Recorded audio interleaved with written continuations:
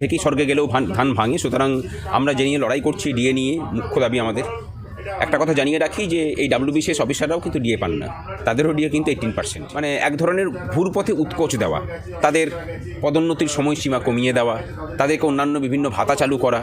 আমরা বলবো যে আপনি তাদের যে পরিশ্রমটা করেন তারা আগে কেউ চাইছে না। আপনি যেটা করুন সেটা হচ্ছে যে তাদের উপযুক্ত পরিমাণ ডিএ AICPI অনুযায়ী যেটা প্রাপ্য সেটা মিটিয়ে দিন। দেখবেন যে আপনার হয়ে কাজ করুক বা না করুক, তাদের যেটা কাজ সেটা ঠিকঠাক করুক। কোনো একটা অংশকে তোলা দিয়ে যদি ভাবেন যে গোটা ব্যাপারটাকে কন্ট্রোল করে নিতে পারবেন, সেটা হবে। অফিসে যদি যাও বা SD অফিসে যদি যাও বা অন্যান্য ডিপার্টমেন্টে যদি যাও, দেখতে পাবে যে তাদেরকে কাজগুলো করতে নাভিশ্বাস হচ্ছে, কারণ কর্মচারী নেই, অস্থায়ী কর্মচারী দিয়ে দপ্তরগুলো চলছে।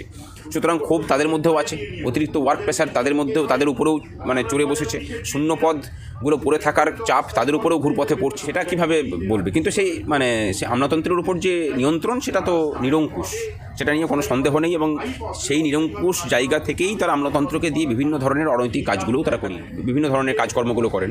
সেখানে যদি 5 জন থাকে তাহলে 15 জন কর্মচারীর ঘাটতি তাকে নিজেকে কাজ করে পোষাতে হচ্ছে বা অন্যান্য দিকে দিয়ে কাজ করে পোষাতে হচ্ছে, সেটা একটা প্রতিকূলতা। দ্বিতীয় প্রতিকূলতা হচ্ছে যে তার দলের যেসব লোকজন যে অন্যায় কাজগুলো তাদেরকে দিয়ে করান, সেই মানসিক চাপ অনেকে নিতে পারছে না। প্রশান্ত বর্মণই তো গত পঞ্চায়েত ভোটের সময় কালচিনিতে তখন ওনার পোস্টিং ছিল, ওখান থেকে আমাদেরকে ভোটকর্মীরা ফোন করেছিলেন, মানে জায়গায় জায়গায় গিয়ে আগে থেকে ব্যালটে ছাপ মেরে রেখে দিতে বলেছিলেন। খোলার একটা রাজত্ব তৈরি হয়েছে। এই পরিস্থিতিটাকে যদি বদল করতে হয়, রাজ্যের মানুষকে জোট বাঁধতে হবে। কোনো দল স্পেসিফিক নয়, কোনো পতাকা স্পেসিফিক নয়, রাজ্যের স্বার্থে, রাজ্যের মানুষের স্বার্থে রাজ্যবাসীকে জোট। মধ্যে বহুজন মানুষ যুক্ত থাকেন, সুতরাং একজন চেষ্টা করলেও সমস্ত বিষয়টাকে কন্ট্রোল করতে পারবেন না। শাসক দলের প্রশাসনের উপরে নজরদারি এবং ঘনিষ্ঠতা থাকতেই পারে, কিন্তু এই অনৈতিক নজরদারি, এতে কিন্তু স্বচ্ছ কাজ পশ্চিমবঙ্গে করাটা খুব তারা বাদ দিয়ে আমরা যারা সরকারি কর্মচারীরা আছি তাদেরকে চেষ্টা করতে হবে। দরকার হলে সিস্টেমের ভিতরে থেকেই, সেই সিস্টেমের মধ্যে থেকে লড়াই করে এই ব্যাপারটাকে এস্টাবলিশ করতে হবে। কিছু করার হলো যে রাজ্যের মানুষকেও কিন্তু সজাগ থাকতে হবে। এই যে ধরুন ভোটার লিস্ট খসড়া তালিকা পেরিয়েছে, এই খসড়া তালিকার মধ্যে যদি কোনো গোলমাল থেকে থাকে, সারা রাজ্যের মানুষের দায়িত্ব সেই গোলমালগুলোকে সর্বসমক্ষে নিয়ে আসা। নীতিটা এমন রন্ধ্রে রন্ধ্রে ঢুকেছে, সেখান থেকে যদি এটাকে বের করতে হয়, রাজ্যের সব মানুষের যোগদান প্রয়োজন, এছাড়া সম্ভব নয়। দাদা বলছি, 26-এর নির্বাচনের আগে হঠাৎ WBCS অফিসারদেরকে ব্যক্তিগত চিঠি পাঠানো কি আদতে তার মন তাদের মন জয় করা, নাকি নিজেদের দিকে টানার একটি রাজনৈতিক কৌশল এই সরকারের? প্রথম কথা, ঢেকেই স্বর্গে গেলেও ধান ভাঙে। সুতরাং আমরা যে নিয়ে লড়াই করছি ডিএ নিয়ে, মুখ্য দাবি আমাদের। একটা কথা জানিয়ে রাখি যে এই WBCS অফিসাররাও কিন্তু ডিএ পান না, তাদেরও ডিএ কিন্তু 18%। সুতরাং ডিএ না পাওয়ার যে ক্ষোভ, সেই ক্ষোভ কিন্তু তাদেরও আছে। এবার সরকার বিভিন্নভাবে তাদেরকে পুষিয়ে দেওয়ার চেষ্টা করেন, কিন্তু ডিএর দরুন যে ক্ষতি, সেই ক্ষতি কিন্তু তারা পোষাতে পারেন না। যারা অন্য পথে ইনকাম করেন তাদের কথা আলাদা, তাদের কথা আমি যাচ্ছি না। এছাড়া কিন্তু অধিকাংশ মানুষ তারা কিন্তু এই সরকারের প্রতি ক্ষুব্ধই। সরকার বুঝতে পারছে যে আমাকে যদি ভোট বৈতরণী পেরোতে হয়, তাহলে এই WBCS অফিসারদেরকে দিয়ে পরে অনৈতিক কাজগুলো না করালে রাজ্যের মানুষ যেভাবে কোমর বেঁধেছে, তাতে আমার আর ক্ষমতায় থাকা সম্ভব নয়। সেই কারণে এটাকে বলা হচ্ছে যে এক ধরনের ভুল পথে উৎকোচ দেওয়া, তাদের পদোন্নতির সময়সীমা কমিয়ে দেওয়া, তাদেরকে অন্যান্য বিভিন্ন ভাতা চালু করা। আমরা বলবো যে আপনি তাদের যে পরিশ্রমটা করেন তারা আগে কেউ চাইছে না।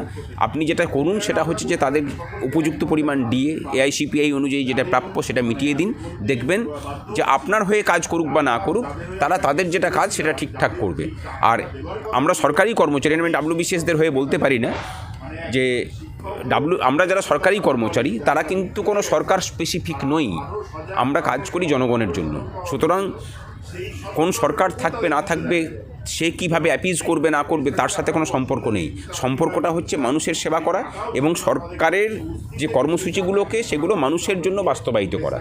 WBCSটাও তার একটা পার্ট, তার একটা সরকারেরই একটা অংশ, সরকারের যে কর্মচারীবর্গ তারই একটা অংশ, তার বাইরে কিন্তু কিছু নয়। এই সকলে মিলে কিন্তু এই সিস্টেমটাকে চালিয়ে নিয়ে যাচ্ছে। সুতরাং কোনো একটা অংশকে তোলা দিয়ে যদি ভাবেন যে গোটা ব্যাপারটাকে কন্ট্রোল করে নিতে পারবেন, সেটা হওয়ার নয়। তা বলছি, মুখ্যমন্ত্রী এই প্রশংসা কি সত্যি কাজের স্বীকৃতি, নাকি এর পেছনে যে কেন্দ্রীয় এজেন্সির চাপ রয়েছে এবং ভোটের লড়াইয়ে আমলাতন্ত্রকে ঢাল হিসাবে ব্যবহার করার জন্য আগাম পরিকল্পনা একটা?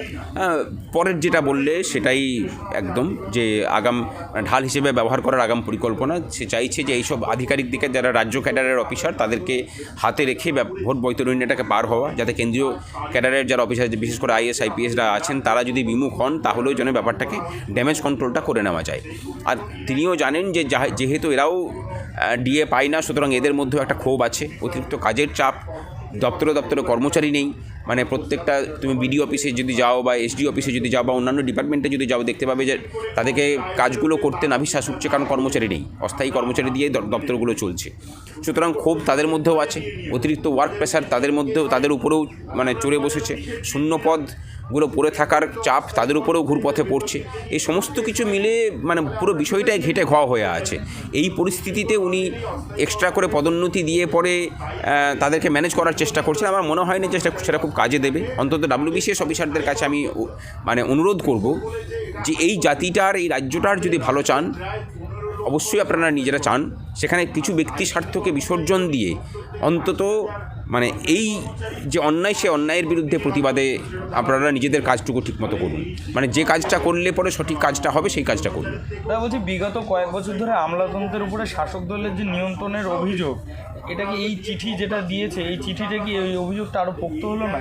না, সেটা কিভাবে বলবে, কিন্তু সেই মানে সে আমলাতন্ত্রের উপর যে নিয়ন্ত্রণ সেটা তো নিরঙ্কুশ, সেটা নিয়ে কোনো সন্দেহ নেই। এবং সেই নিরঙ্কুশ জায়গা থেকেই তারা আমলাতন্ত্রকে দিয়ে বিভিন্ন ধরনের অনৈতিক কাজগুলোও তারা করিয়ে নিচ্ছেন।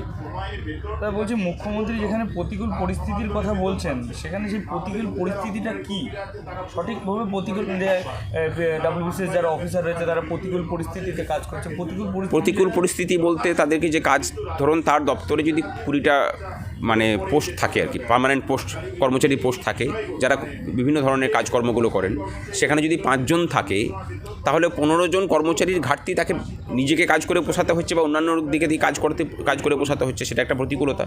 দ্বিতীয় প্রতিকূলতা হচ্ছে যে তার দলের যেসব লোকজন যে অন্যায় কাজগুলো তাদেরকে দিয়ে করান, সেই মানসিক চাপ অনেকে নিতে পারছে না। তৃতীয় প্রতিকূলতা হচ্ছে যে প্রত্যেকটা ডাব্লিউবিসিএস আধিকারিক দিকে দিয়ে এই কাটমানি সিন্ডিকেটটাকে চালানোর জন্য অনৈতিক কাজ তাদেরকে জোর করে করানো হয়, তারা নিজেরা যুক্ত না থাকলেও যুক্ত থাকতে হয়। সেই প্রতিকূলতার কথাও অবশ্যই মানে ঘুরপথে বলতে চেয়েছেন আর কি। দাদা বলছি, যেখানে দাঁড়িয়ে প্রশান্ত বর্মনের মতো ডাব্লিউবিসিএস অফিসারকে আমরা দেখেছি, সেখানে দাঁড়িয়ে এরকম তো আরও অনেক অফিসার থাকতে পারে। সেক্ষেত্রে আসন্ন মানে আগামী যে নির্বাচন, সেই নির্বাচনে এর প্রভাব কতটা পড়তে পারে? এই প্রশান্ত বর্মনই তো গত পঞ্চায়েত ভোটের সময় কালচিনিতে তখন ওনার পোস্টিং ছিল, ওখান থেকে আমাদেরকে ভোটকর্মীরা ফোন করেছিলেন, মানে জায়গায় জায়গায় গিয়ে আগে থেকে ব্যালটে ছাপ মেরে রেখে দিতে বলেছিলেন, রাত্রেবেলায় রাত 10টার সময় গিয়ে বুথে গিয়ে। এবং থাকতে পারে যেটা বলছেন প্রশান্ত বর্মনের মতো, এরকম আছেও অনেকে, মানে আমাদেরই জানাশোনা বহুজন আছেন। কিছু করার নেই, রাজ্যটাই এইরকম মানে অনিয়মের মানে রাজত্ব হয়ে গেছে এবং মানে বিশৃঙ্খলার একটা রাজত্ব তৈরি হয়েছে। এই পরিস্থিতিটাকে যদি বদল করতে হয়, রাজ্যের মানুষকে জোট বাঁধতে হবে। কোনো দল মানে স্পেসিফিক নয়, কোনো মানে পতাকা স্পেসিফিক নয়, রাজ্যের স্বার্থে, রাজ্যের মানুষের স্বার্থে রাজ্যবাসীকে জোট বাঁধতে হবে, এছাড়া দ্বিতীয় কোনো রাস্তা নেই। এক্ষেত্রে তো ভোটটা মানে সঠিকভাবে সম্পন্ন হবে না যদি এমন না, সেটা কোনো একজন অফিসার চেষ্টা করেও সেটা কিছু করতে পারবেন বলে মনে করি না। সমস্ত এই সিস্টেমটা একটা পুরো বিষয়টাকে নিয়ে চলে, মানে পুরো একটা সিস্টেমকে নিয়ে চলে, সেই সিস্টেমের মধ্যে বহুজন মানুষ যুক্ত থাকেন, সুতরাং একজন চেষ্টা করলেও সমস্ত বিষয়টাকে কন্ট্রোল করতে পারবেন না। দাদা বলছি, নির্বাচন কমিশনের পক্ষ থেকে কড়া নজরদারি ও এই যে মাইক্রো অবজারভার নিয়োগ করা হয়, প্রশাসনিক কর্মকর্তাদের সঙ্গে মুখ্যমন্ত্রীর ঘনিষ্ঠতা, সেই নজরদারির মুখে একটা বড় চ্যালেঞ্জ হয়ে দাঁড়াবে। হ্যাঁ, অবশ্যই চ্যালেঞ্জ। সেটা তো আমরা নির্বাচন কমিশনকে গিয়ে বলেও এসেছি যে এই যে মানে অনাবশ্যক রাজ্যের শাসক দলের প্রশাসনের উপরে নজরদারি এবং ঘনিষ্ঠতা থাকতেই পারে, কিন্তু এই অনৈতিক নজরদারি, এতে কিন্তু স্বচ্ছ কাজ পশ্চিমবঙ্গে করাটা খুব মুশকিল। যেমনটা মাইক্রো অবজারভার থাকা সত্ত্বেও বিডিও বা জেলা শাসকদের স্তরে যে পক্ষপাতিত্ব থাকে, তবে কি সেটা ভোটের স্বচ্ছতা বজায় রাখা সম্ভব হবে? দেখা যাক, আমাদেরকে সবাইকে চেষ্টা করতে হবে। মানে তারা বাদ দিয়ে আমরা যারা সরকারি কর্মচারীরা আছি তাদেরকে চেষ্টা করতে হবে, দরকার হলে সিস্টেমের ভিতরে থেকেই সেই সিস্টেমের মধ্যে থেকে লড়াই করে এই ব্যাপারটাকে এস্টাবলিশ করতে হবে, কিছু করার নেই। কারণ তারা যদি নিজেদের স্বার্থে এই সরকারের সঙ্গ দেন, মানে এত কিছু অন্যায় করার পরেও যখন তাদেরকে সঙ্গ দিচ্ছেন, তখন ধরে নিতে হবে যে এই শ্রেণীর আধিকারিকরা যারা যারা সঙ্গ দেবেন তারা এই বাংলার শত্রু, বাঙালি জাতির শত্রু এবং এই সমাজের শত্রু। তাদের বিরুদ্ধে লড়াইয়ে নামতে হবে রাজ্যের কর্মচারীদেরকেও। তাই বলছি, মমতা বন্দ্যোপাধ্যায়ের এই চিঠি কি নির্বাচন কমিশনকে আরও সতর্ক হতে বাধ্য করবে না, যাতে অফিসাররা কোনো বিশেষ দলের স্বার্থে কাজ না করে? দেখুন, একটা সমস্যা হচ্ছে নির্বাচন কমিশনের যেহেতু নিজস্ব স্টাফ নেই, সুতরাং নির্বাচন কমিশনের পক্ষে সমস্তটা কন্ট্রোল করা খুব মুশকিল। তারা মুখে যাই বলুন না কেন, সেটা তারা নিজেরাও জানেন, আমরা সকলেই জানি। বিষয়টা শুধু সেখানে নয়, বিষয়টা হলো যে রাজ্যের মানুষকেও কিন্তু সজাগ থাকতে হবে। এই যে ধরুন ভোটার লিস্ট, মানে খসড়া তালিকা পেরিয়েছে, এই খসড়া তালিকার মধ্যে যদি কোনো গোলমাল থেকে থাকে, সারা রাজ্যের মানুষের দায়িত্ব সেই গোলমালগুলোকে সর্বসমক্ষে নিয়ে আসা।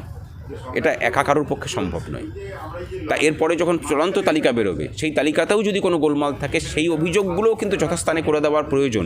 তার জন্য বিভিন্ন মাধ্যম আছে। আমরা যেমন হেল্পলাইন খুলে রেখেছি, নির্বাচন কমিশনও হেল্প ডেস্ক খুলে রেখেছে সেরকম করে। যেখানে জায়গায় অভিযোগ জানান, অভিযোগ জানালে পরে সাংবাদিকদিকে জানাতে পারেন। অভিযোগ জানালে পরে সেই অভিযোগগুলো যদি নথিভুক্ত হয়, যারা চিহ্নিত, তাহলে তাদের বিরুদ্ধে ব্যবস্থা নেওয়া প্রয়োজন।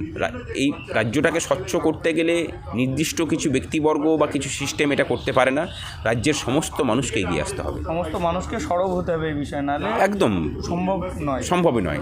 কারণ দুর্নীতিটা এমন রন্ধ্রে রন্ধ্রে ঢুকেছে, সেখান থেকে যদি এটাকে বের করতে হয়, রাজ্যের সব মানুষের যোগদান প্রয়োজন, এছাড়া সম্ভব নয়।